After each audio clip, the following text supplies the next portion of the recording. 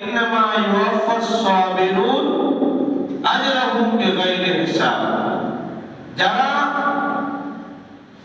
ধৈর্য ধারণ করে, আর এই রোজা রাখার মাধ্যমে ধৈর্য ধারণ করা হয়,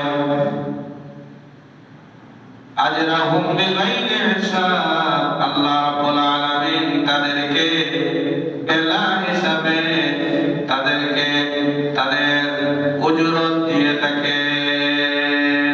তাদের যে উজরত আছে বেলা হিসাবে আল্লাহ রাব্বুল আলামিন তাদেরকে দান করবেন। বলেন সুবহানাল্লাহ।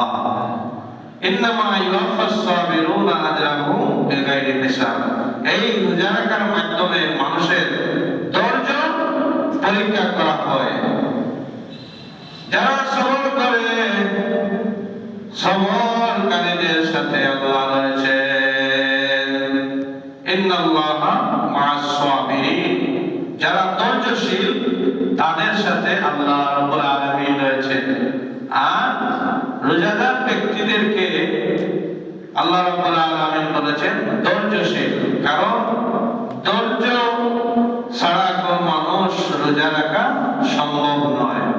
কারণ এখনো দেখা গেছে ইফতারে 10 মিনিট 20 মিনিট বাকি, কিন্তু আপনার পেটের মধ্যে অনেক খিদা লেগেছে, কিন্তু ইচ্ছা হবে যে আমি পান আহার করি, পানি পান করি, খাবার খাই।